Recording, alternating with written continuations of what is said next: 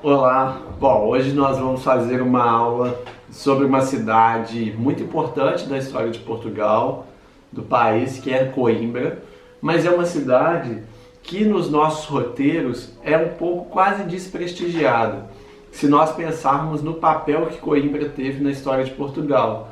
E eu havia pensado inicialmente de fazer uma aula em que eu colocasse Coimbra junto com outras cidades, mas eu pensei melhor e eu acho que poderia usar essa aula para reabilitar um pouco a importância de Coimbra, para que vocês também possam fazer um tour em Coimbra e, por exemplo, quando algum turista querer ficar um pouco mais na cidade ou conhecer um pouco melhor a cidade, também temos condições e informações para oferecer um tour de qualidade para essas pessoas.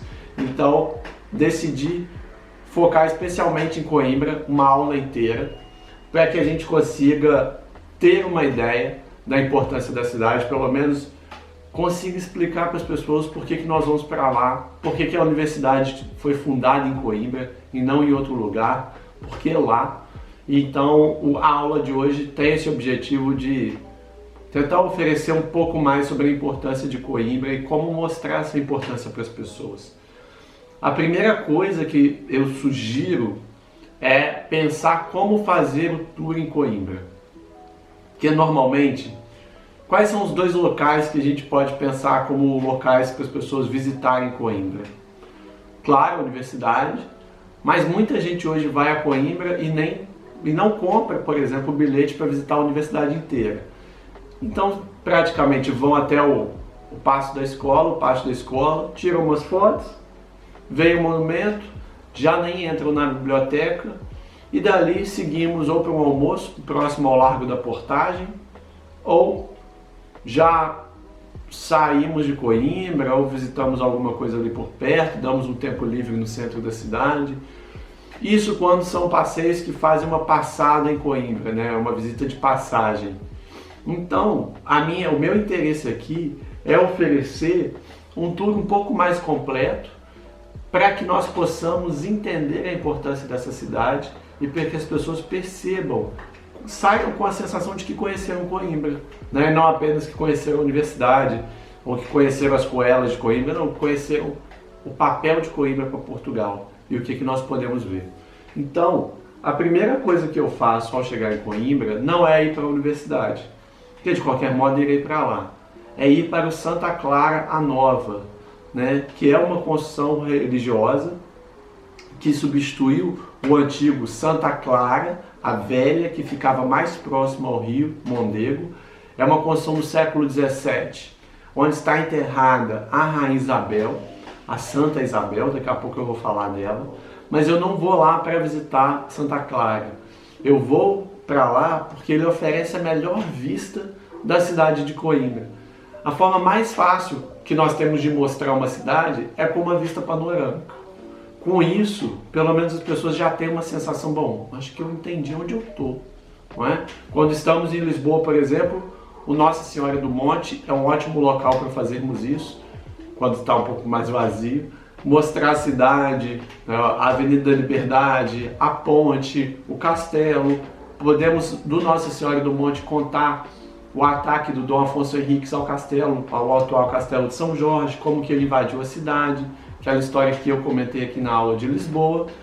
Então, ir no porto, por exemplo, do Alto do Mosteiro da Serra do Pilar, mostrar o Rio Douro, a zona ribeirinha, a Cidade Alta com a catedral. Sempre a vista panorâmica permite uma demonstração um pouco mais complexa da rede da cidade, né? Da rede urbana da cidade, como ela funciona. O que faz com que o turista também compreenda um pouco melhor a cidade que ele está. Porque se ele já entra direto nos monumentos ou vai para as ruas da cidade, é como se ele não entendesse muito bem aquela cidade onde ele está, já que cada dia nós estamos em uma cidade. Então é bom dar um tempo para a pessoa contemplar o local onde ela está. E do Santa Clara nós conseguimos fazer isso. Porque lá do alto, a primeira coisa que podemos destacar, né, chegamos no alto do Santa Clara, paramos o carro em frente a Santa Clara Nova, entramos na sua área de varanda, do seu jardim, e dali temos uma vista da cidade.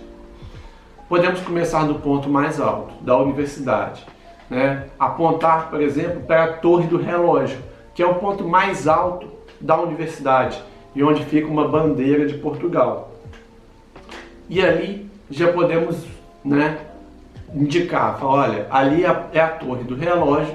A Torre do Relógio fica dentro da área da Universidade de Coimbra. Então, o ponto mais alto da universidade, o ponto mais alto da cidade é onde fica a área central, a área principal da Universidade de Coimbra. Assim já damos uma ideia. Ao lado direito da universidade, vemos uma área verde também.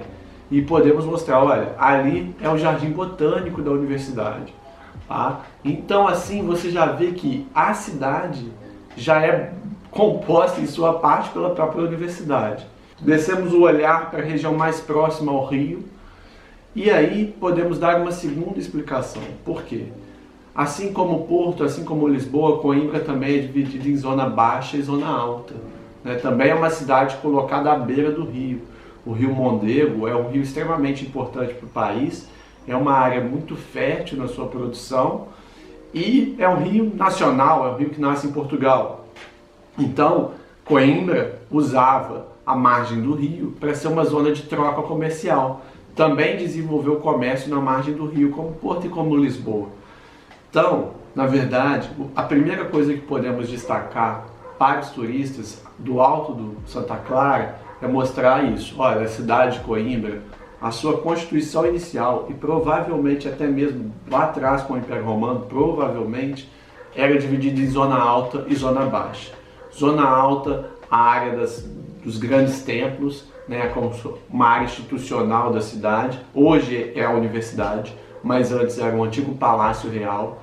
Então, os grandes nobres da cidade, pessoas de uma certa relevância, né, para a sociedade de Coimbra, moravam na parte de cima, as grandes instituições estão em cima, e na zona baixa da cidade, na zona ribeirinha, a zona do comércio, a zona da atividade comercial que movimenta e ativa a vida da cidade, além das instituições que estão no topo. Então nós temos uma divisão de zona alta e zona baixa. E a respeito dos dois pontos que nós indicamos, né, já podemos adiantar aqui. Então, por exemplo, ao falar da Torre do Relógio, a Universidade de Coimbra, já vale destacar, é construída em 1290, mas não significa, é construída não, né? Ela é fundada em 1290, aí tem uma grande diferença. Ela é fundada em 1290, mas as suas construções vão sendo modificadas com o passar do tempo. E já podemos dizer, por exemplo, ali do Santa Clara, que a Torre do Relógio, como o Jardim Botânico, esses dois pontos que nós indicamos lá do alto, são obras do século XVIII. Século XVIII, que é o mesmo século que governa Dom José, que na verdade quem governa é Marquês de Pombal. Então estamos voltando aqui. A Torre do Relógio é uma obra do período do Marquês de Pombal, tá? Do século XVIII, assim como o Jardim Botânico. Marquês de Pombal, como eu já falei aqui, é um homem iluminista, muito voltado para a racionalidade, para os interesses do Estado. Também dá os seus pitacos de arquitetura ali, contrata certas pessoas para poder fazer obras na universidade, que, por um lado, é o desenvolvimento científico, o Jardim Botânico, né, é a utilização da natureza como ciência, mas também é um espaço público, e a Torre do Relógio, que depois vai ser caracterizada como a torre que marcava as horas da cidade através, né, dos avisos das aulas. Então, em Coimbra, isso já é um ponto a destacar, enquanto em todas as cidades portuguesas a torre sineira é a torre da igreja, em Coimbra a Torre dos Sinos é a torre da universidade, né? Por uma marca a missa, a outra marca as aulas. Isso já mostra a característica que diferencia Coimbra de outras cidades portuguesas, o que é bem interessante, se nós pensarmos como particularidade. E assim começamos a nossa passagem por Coimbra, indo direto para o Santa Clara a Nova. Do Santa Clara a Nova, nós podemos seguir para a universidade. Então, saímos de Santa Clara, colocamos como endereço o pátio da escola, a Universidade de Coimbra.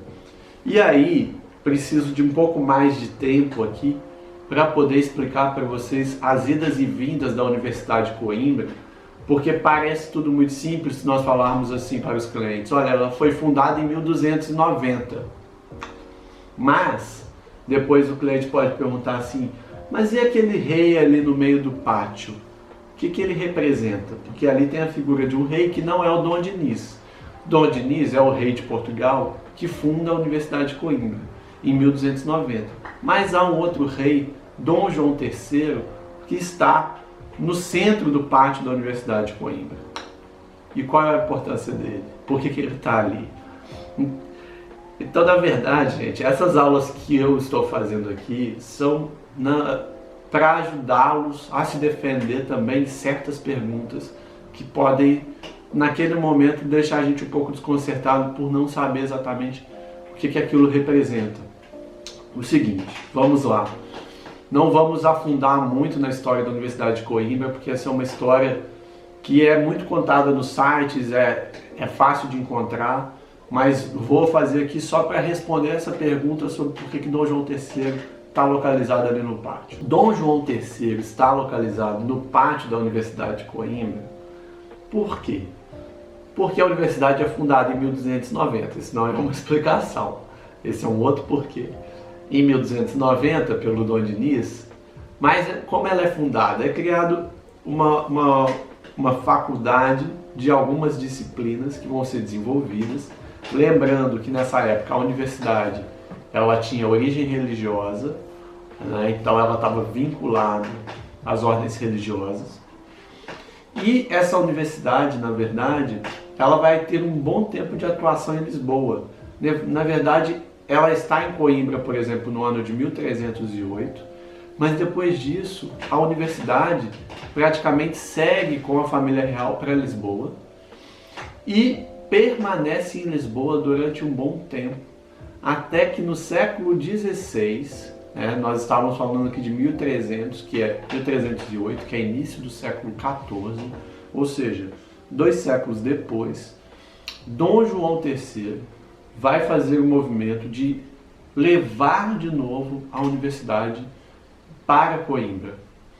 E aí, o primeiro local que ele havia escolhido para a universidade não era o local que hoje nós visitamos no topo da cidade, que parece uma escolha bem clara, né? Bem óbvia, mas na verdade não era esse o local.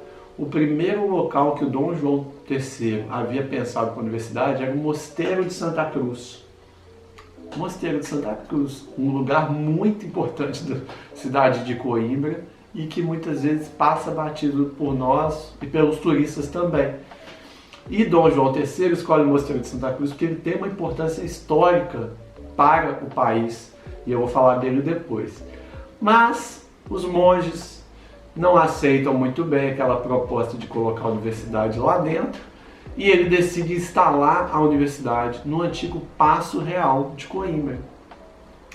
O que hoje é a Universidade de Coimbra já foi anteriormente uma alcáçova árabe. Alcáçova árabe é um nome árabe para um palácio, por exemplo, simplificando um pouco, mas seria o local, né, da governança árabe, onde se situaria o governo árabe da cidade. Então já foi uma casa árabe e depois se torna o Palácio Real da primeira dinastia portuguesa, dos primeiros reis de Portugal. Dom João III vai utilizar esse espaço e vai fazer dali a Universidade de Coimbra. Por isso que é ele que está dentro do pátio da escola, porque na verdade aquela universidade só está ali porque ele decidiu que fosse ali, né? Enquanto tem uma estátua do Dom Diniz bem próximo ao aqueduto, né, mais distante, que ali é a entrada, né, vamos dizer assim, oficial da área da Universidade de Coimbra. Então, na verdade, é importante perceber que ao visitarmos a Universidade de Coimbra, nós estamos falando de muitas épocas. A primeira época é a época da sua fundação, Idade Média, Dom Diniz, em 1290, né, um chamado rei poeta, um homem totalmente interessado nessa área do conhecimento, casado com uma mulher que também marca a história de Coimbra. Essa rainha que falei, a rainha Santa Isabel. A rainha Isabel hoje está enterrada em Santa Clara Nova, e uma vez ao ano um pedaço da sua mão é demonstrada, porque De acordo com o que se diz, o seu corpo permanece ainda inalterado pelo tempo. E a Rainha Isabel, esposa de Dom Dinis, teria sido uma mulher muito caridosa, que levava pães debaixo do vestido para dar aos pobres. E tem uma série de histórias e lendas sobre a Rainha Santa Isabel que vale a pena conhecer um pouco mais. Então é esse casal que vai dar origem à Universidade de Coimbra. Mas além desse tempo, além dessa época, há outras épocas ali dentro. Essa segunda época, essa época de Dom João III, que leva a universidade de volta para aquele local. Na verdade, nós temos também a presença de uma capela manuelina, né, na Universidade de Coimbra, que era a antiga capela do Palácio Real, que é totalmente reformada e totalmente modificada já no século XVI e XVII. Temos a Torre do Relógio, que é uma obra já do período do Marquês de Pombal, né? Então nós estamos falando aqui, ó, primeiro século XIII com Dom Dinis, 1290. Depois, século XVI, é o retorno da universidade para a cidade de Coimbra. Depois, a construção da torre, século XVIII. E, no meio dessas histórias, ainda temos, no início do século XVIII também, olha quantos tempos diferentes, nós temos a construção da famosa Biblioteca de Coimbra. A Biblioteca de Coimbra foi construída durante o reinado de Dom João V. Dom João V foi um rei que teve um manancial de recurso financeiro pouco comparável com outros reis, já que é o período em que o ouro de Minas Gerais sai pela água fora dos seus rios, assim, é ouro muito fácil de ser encontrado. Então a coroa portuguesa consegue receber de impostos uma quantia enorme em ouro, e com isso é um rei que vai fazer obras grandiosas, algumas um pouco inacreditáveis, como por exemplo o Palácio Convento de Mafra, que foi uma obra dele, e então já é uma obra extremamente monumental. E a Biblioteca de Coimbra é algo parecido, porque na verdade a Biblioteca de Coimbra foi um pedido do reitor da universidade, que pediu uma ampliação da antiga Casa de Livros da universidade, Casa de Livros que é uma biblioteca, e Dom João V transforma aquele pedido quase burocrático do reitor da universidade numa oportunidade de criar uma imagem do reinado dele como de um rei sábio, como de um rei voltado para o conhecimento.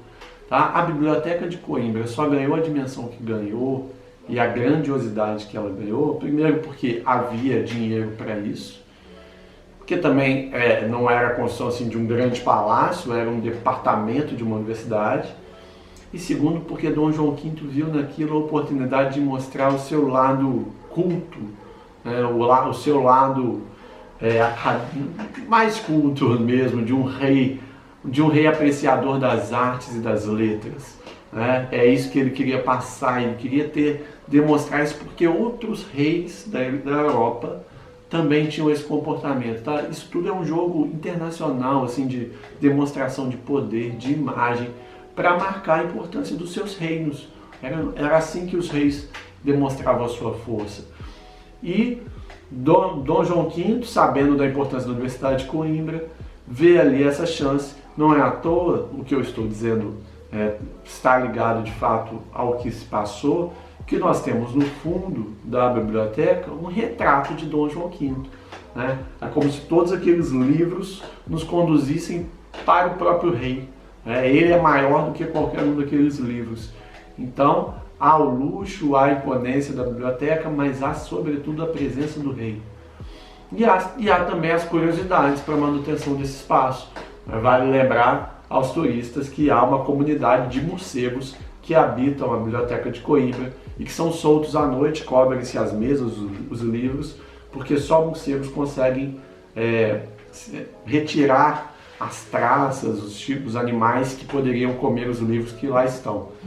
Então, a Biblioteca de Coimbra é desse período, é de Dom João V, tem a marca do poder, tem a mão do rei, tem a riqueza real, toda ela ali dentro da universidade. Ou seja, a Universidade de Coimbra é de 1290, mas ela vai sendo transformada com o passar do tempo e ao mesmo tempo também transforma a cidade de Coimbra. E aí, o que eu estou falando para vocês tem a ver com o lado de fora da universidade, que nós paramos o carro próximo ao pátio da escola, mas normalmente ali depois da Sé Nova de Coimbra, porque Coimbra tem duas Sés, tem a Sé Velha do século XII e depois a Sé Nova, mais próximo de onde hoje é a universidade. Nós paramos ali próximo à Faculdade de Letras e Faculdade de Medicina, né, naquela rua, e caminhamos em direção ao pátio da escola. E entramos no pátio da escola, podemos fazer essa explicação. Olha, aqui é o pátio da escola, aquele rei está ali porque foi ele o responsável por trazer de volta a universidade para Coimbra e deixar esse espaço como sede da universidade. Isso que já foi um palácio real. Essa torre foi construída no período do Marquês de Pombal. Lá à frente é a biblioteca, construída no período do reinado de Dom João V, que foi um rei muito importante para Portugal, porque reinou num período de muita riqueza e escolheu com essa riqueza, uma das suas escolhas e decisões foi enriquecer a Biblioteca de Coimbra, construindo uma grande biblioteca com a imagem dele no fundo, demonstrando assim que ele era um rei amante das artes e das letras e dando ainda mais fôlego e monumentalidade a essa universidade, que só foi ganhando mais importância. Mas ao sairmos dessa área, depois dessa explicação que podemos dar, ao sairmos dessa área, tem toda a área nova da Universidade de Coimbra. E aí é bom pensar que em volta de onde hoje é o pátio da escola, onde hoje é a Faculdade de Letras, Faculdade de Medicina, todas as faculdades ali, aquela era uma região muito antiga da cidade de Coimbra, tá? Que foi derrubada e esses prédios foram construídos já na década de 50. Então são construções do período do Salazar que não datam da mesma época do pátio da escola, isso é importante referir. São aumentos feitos nos departamentos da universidade para o século XX. E com isso ele derrubou o bairro antigo que havia em volta do pátio da escola. Isso é importante saber, mesmo sendo algo que não está lá, que a gente não consegue ver. Foi substituído por esses grandes departamentos da década de 50, feitos pelo Salazar. Então nós temos ali uma variedade de tempos que modificaram e transformaram a Universidade de Coimbra. Acho que assim conseguimos explicar a universidade e deixar claro para as pessoas a importância desse local, mesmo sem que elas visitem completamente o seu interior. Então, podemos seguir daqui e aí para onde vamos depois da universidade? Bom, podemos indicar a minha sugestão para aproveitar mais o tempo na cidade de Coimbra e não só fazer uma visita rápida à universidade. Eu sugiro sempre estacionar próximo ao Hotel Astoria, que fica no Largo da Portagem, e deixar os turistas passearem por aquele centro de Coimbra, que é a região baixa da cidade, próximo ao Rio Mondego, e que representa até hoje aquilo que de fato ela era já no passado, a área de maior atividade comercial da cidade. Então bom, não é à toa que o local se chama Largo da Portagem, que era a zona de alfândega, era o local onde se calculavam, se contabilizavam os produtos comerciais que passavam por aquela região, ou seja, de fato era ali que o comércio da cidade acontecia. E é como se a gente pudesse falar para os turistas assim, vamos voltar no tempo um pouco e vamos ali para o centro da cidade para vocês verem a região comercial de Coimbra, que na verdade sempre foi a zona comercial da cidade, que é a zona baixa de Coimbra. E aí, o que fazemos depois? A minha sugestão é marcar como um ponto de encontro o Mosteiro de Santa Cruz. Bom, hoje todo mundo viaja com GPS, então não é difícil deixar as pessoas no Largo da Portagem e falar, olha, daqui a 1 hora ou 1h30, depende do tour de cada um, nós nos encontramos, coloca por favor no GPS Mosteiro de Santa Cruz, que talvez seja o lugar mais importante e desconhecido de Coimbra, embora tenha outros também, mas talvez esse seja o mais importante e mais conhecido. o Mosteiro de Santa Cruz, que vai ser fácil, as pessoas vão poder caminhar pela zona, toda aquela zona de pedestres que tem no centro de Coimbra, uma região importante da cidade, vão ver esse movimento, vão conhecer melhor Coimbra e vamos chegar até o Mosteiro de Santa Cruz. E aí, quando chegamos diante do Mosteiro de Santa Cruz, nós estamos muito mais do que num ponto importante de Coimbra, nós estamos diante de um local que faz parte da história de Portugal como um todo. Não é necessário entrar lá dentro com os turistas, não é isso que eu estou dizendo, mas é mostrar a importância desse local. Por quê? Os turistas vão lá passear no Largo da Portagem. Bom, para nós conseguirmos encontrar os turistas diante do Mosteiro de Santa Cruz, uma dica que eu dou é parar o carro próximo ao mercado de Coimbra, que ali tem um estacionamento subterrâneo super fácil e dá para ir andando até o mosteiro. Por quê? É como se a gente tivesse de fato na mão toda a cidade. Chegamos, Santa Clara, Universidade de Coimbra, descemos, deixamos no Largo da Portagem e damos a volta, encontramos os turistas em frente ao Mosteiro de Santa Cruz, simplesmente para dizer para eles que aquele local, o mosteiro, foi a primeira construção religiosa de Portugal com Dom Afonso Henriques, é uma das primeiras doações de Dom Afonso Henriques às ordens religiosas em Portugal, uma ordem religiosa que seguia a doutrina e os ensinamentos de Santo Agostinho, ou seja, um grande pai da igreja. A Ordem de Santa Cruz recebe esse terreno em 1131, ou seja, 2 anos depois de Dom Afonso Henriques se estabelecer em Coimbra. Veja como era um grupo importante para ele. E, mais do que isso, vai ter um papel intelectual na construção do Reino de Portugal muito importante. Não é à toa, por exemplo, que eu posso dizer a vocês, tranquilamente, porque isso é fato, que Santo Antônio vai ser, antes de ser Santo Antônio e era só Antônio, vai estudar no Mosteiro de Santa Cruz e ele vai ver a chegada de corpos de freis, tá? De freis franciscanos que chegam no Mosteiro de Santa Cruz e que foram assassinados. E ele, a partir daquele momento em que ele vê os corpos dos freis franciscanos, ele decide seguir a ordem de São Francisco de Assis. Aí sim vai começar toda a sua caminhada até a Itália. Mas é no Mosteiro de Santa Cruz que Santo Antônio vive as suas primeiras experiências, tanto intelectuais quanto religiosas. Hoje a gente associa Santo Antônio ao santo casamenteiro, mas na verdade Santo Antônio, dentro da igreja, dentro da doutrina religiosa da Igreja Católica, teve um papel intelectual muito importante, né? O desenvolvimento de algumas ideias que foram importantes para o desenvolvimento do catolicismo. E esse papel intelectual de Santo Antônio não está diretamente ligado à época dele com os franciscanos, que tinham uma atividade muito mais voltada para a prática religiosa. Como de fato Santo Antônio teve um papel intelectual importante, esse aprendizado foi lá no convento, no Mosteiro de Santa Cruz. Tá? Foi durante o período que ele esteve ali que ele teve o maior período de estudos e desenvolvimento intelectual. Então veja só, é uma casa religiosa fundada pelo primeiro rei de Portugal, 2 anos depois dele estar nessa cidade. É ali que o santo mais importante de Portugal, assim, não mais importante, mas aquele mais querido, o mais simpático por pessoas que não são nem católicas e que pedem a Santo Antônio e que respeitam o santo, estuda no Mosteiro de Santa Cruz e o mosteiro tem um papel importante na sua formação intelectual. E mais, é bem provável que Luís de Camões tenha também tido uma passagem por lá, porque um de seus familiares estava lá dentro e também tinha uma atuação importante naquele local. Ou seja, o maior escritor de Portugal também provavelmente passou no Mosteiro de Santa Cruz. Então, todas esses personagens passaram por ali. Veja só, a história de Portugal que passa por aquele local.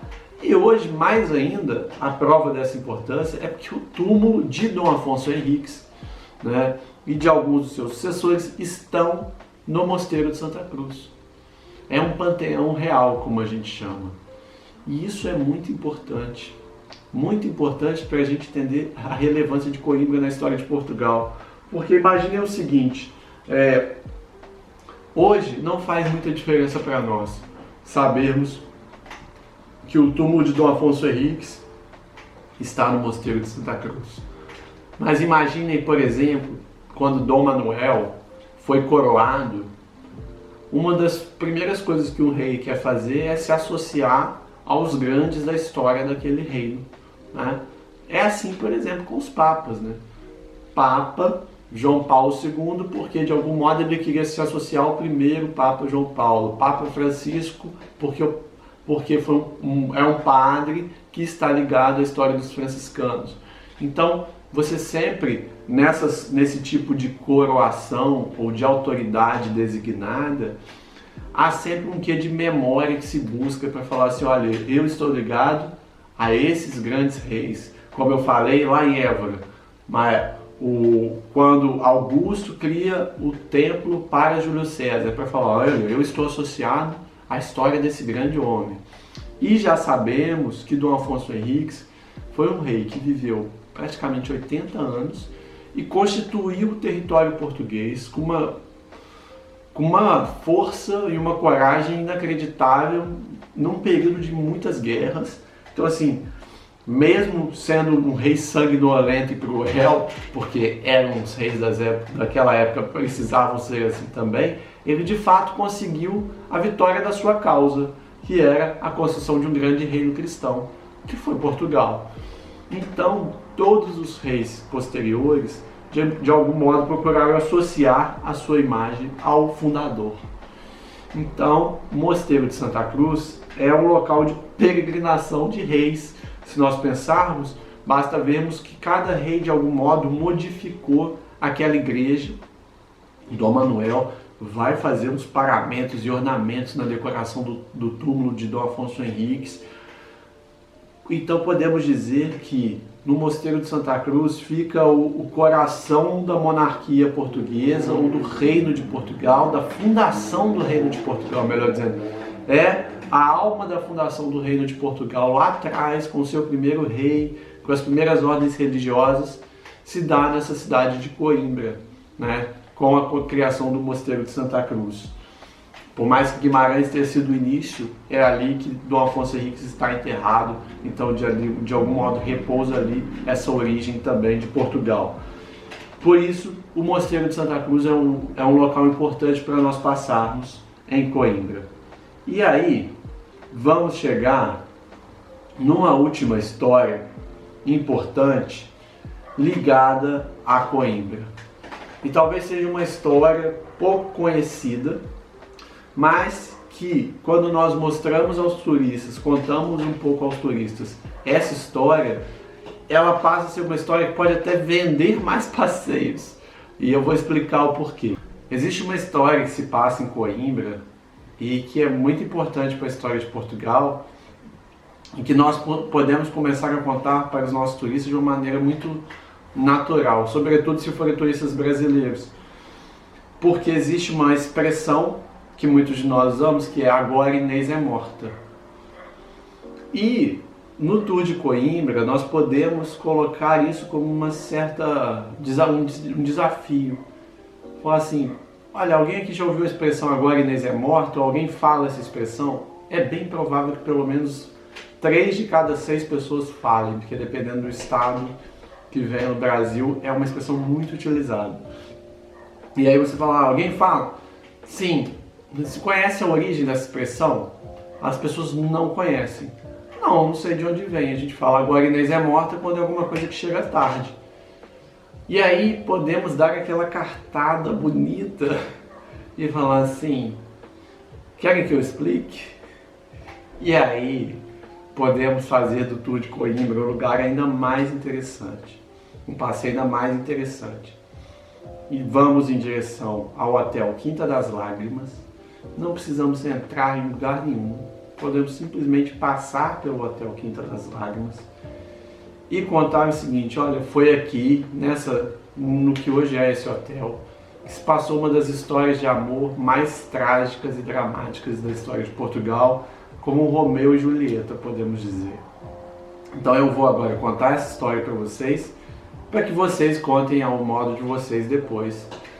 Mas eu vou dar aqui todos os detalhes ao máximo que eu puder, só para que vocês depois tirem daí o que quiserem para poder contar aos clientes. Que é o seguinte, a história se passa no século XIV. Quando digo século XIV, estou falando dos anos de 1300. Então vamos pensar aqui, vamos fazer um jogo de contexto.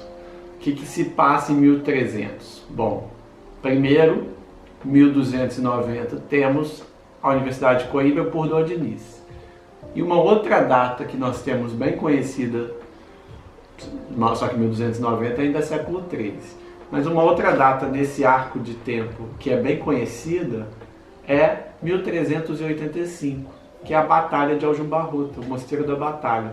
Então, ou seja, de 1290 a 1385 não tem muita coisa que nós testemunhamos ou comentamos nas cidades, né? É um arco ali de 100 anos que a gente não fala muito sobre em Portugal, ou de monumentos em Portugal, porque na verdade é um período que Portugal sofre muito com epidemias, tá? As cidades portuguesas estão destruídas por doenças e isso atrapalha muito o desenvolvimento das cidades. Há alguns reis também, depois do Dom Diniz, de certo modo frágeis. Então, essa história se passa nessa época, tá? Nesse contexto medieval de Portugal, não conseguindo, tendo grandes desafios para se desenvolver como reino, vamos dizer assim. E o rei desse momento é Dom Afonso IV.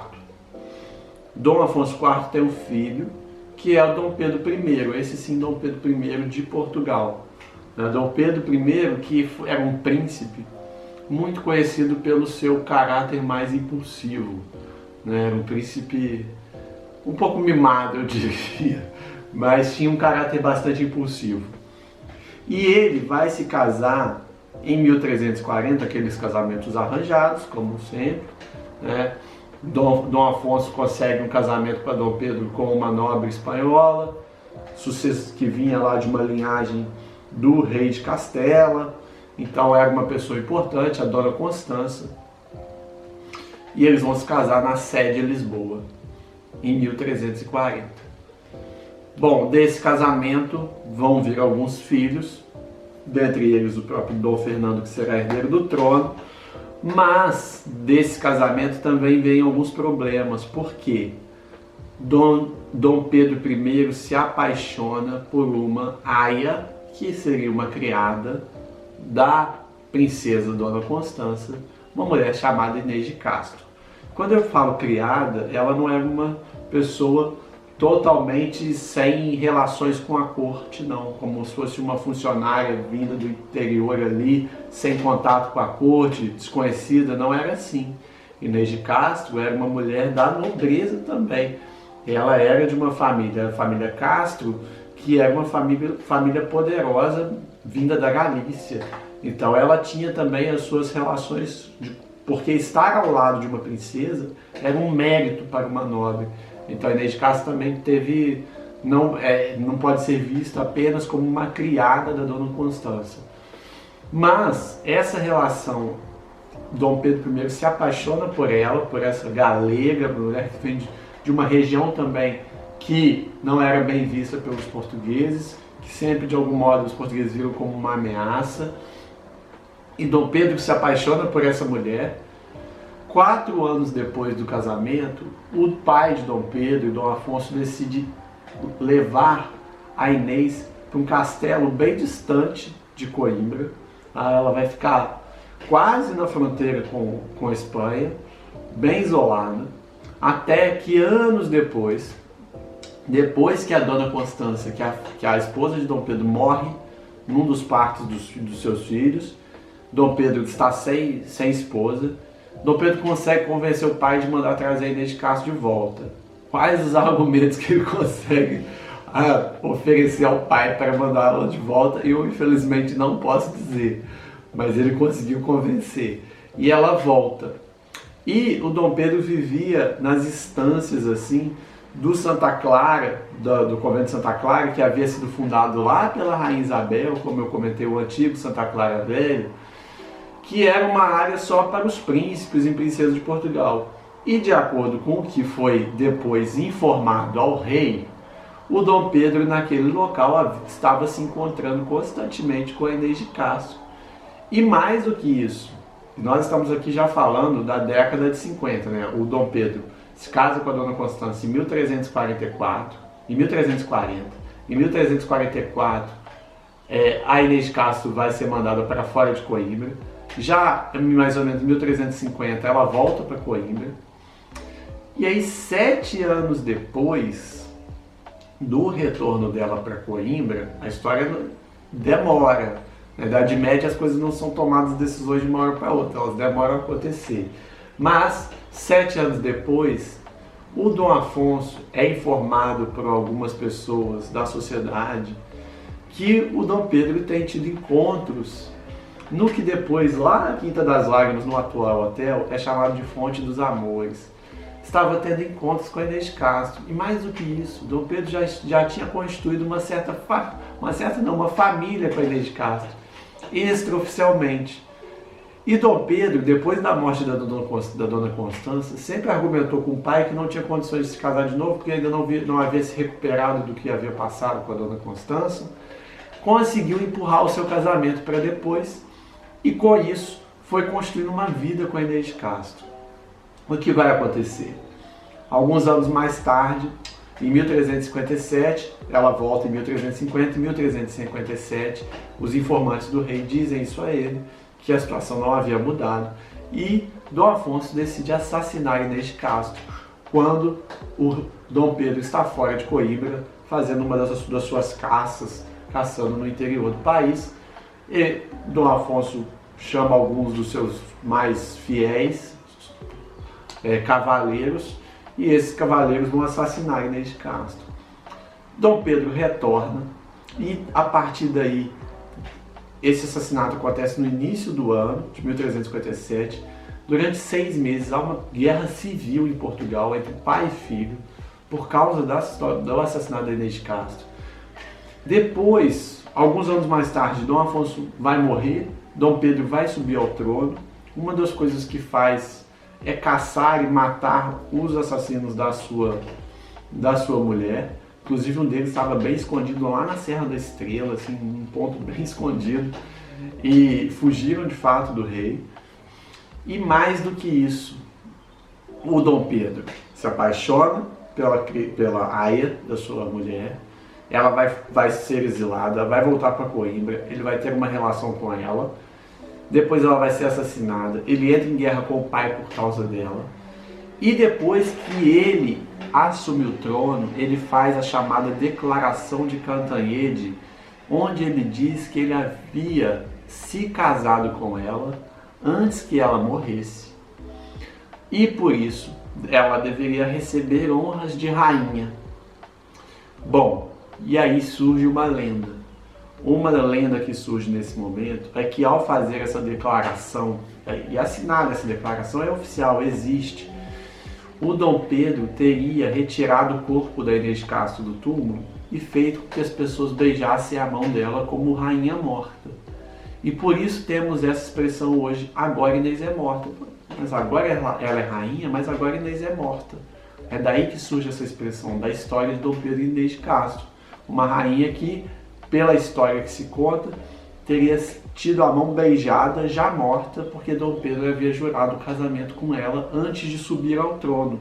Ele sobe ao trono e fala, olha, a rainha é aquela que morreu, Inês de Castro, que meu pai não deixou eu me casar com ela, mas eu me casei com ela escondido. Foi isso que ele disse.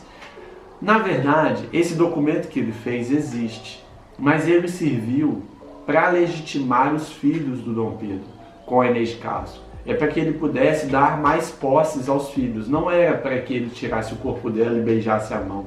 Isso foi uma lenda que foi sendo criada depois, com o tempo. Tá? Dizem que inclusive foi uma lenda que surgiu na Espanha para zombar dos portugueses, é o que se conta, do século XVI. Mas o que de fato aconteceu foi, Dom Pedro sim fez uma declaração dizendo que havia casado com aquela mulher e ela deveria receber honras de rainha, de certo modo. E a maior honra que Dom Pedro oferece a Inês de Castro depois de morta é a construção de um túmulo para Inês de Castro. Um túmulo que Dom Pedro considerava que deveria ser o túmulo mais belo de Portugal, e depois também constrói um túmulo para ele, para que esses túmulos ficassem próximos, juntos, numa espécie de amor eterno. Hoje esses túmulos ficam de frente um para o outro. Depois de um tempo também se criou uma outra lenda dizendo que os túmulos ficam de frente um para o outro porque devem jurar amor eterno após o juízo final. Mas hoje já se sabe que esses túmulos não ficavam de frente, ficavam lado a lado. De qualquer modo, eram túmulos de um casal, que queria demonstrar esse amor, essa paixão para o resto das suas vidas. Então Dom Pedro constrói em 1361 e 1362 esses túmulos, onde ele passa os restos mortais da Inês, e talvez daí também essa história do corpo da rainha, passa os restos mortais da Inês para esse túmulo, e depois o dele também, ele já sabe que aí ele vai morrer em 1367, se não me engano, 1367, e ali vai ser colocado também Dom Pedro. Então ele constrói dois belíssimos túmulos que hoje estão no mosteiro de Alcobaça. Ou seja, terminamos o tour de Coimbra e ainda falamos de uma outra cidade que pode ser visitada, porque esses túmulos estão lá, de fato são muito bonitos. E aí podemos às vezes acrescentar Alcobaça num outro passeio. Ou seja, é uma história medieval. Com isso, podemos ver que a Idade Média foi muito forte e intensa em Coimbra, já que é na Idade Média que Dom Afonso Henrique se muda para Coimbra, é na Idade Média que se funda o Mosteiro de Santa Cruz, é na Idade Média que ocorre a história de Inês de Castro e Dom Pedro I, até que Coimbra ressurge novamente como a cidade da universidade no século XVI, e a partir do século XVI, de fato, a cidade vai crescer junto com a universidade, vai ter a interferência de Dom João V com a biblioteca, a construção da torre, a modificação do cenário do lado de fora da universidade já no século XX, mas com isso conseguimos entender que Coimbra de fato tem uma importância enorme na história de Portugal, e assim ajudamos os turistas a terem um passeio mais interessante nessa cidade que vale a pena de fato conhecer. Bom, espero que tenham gostado e até a próxima aula.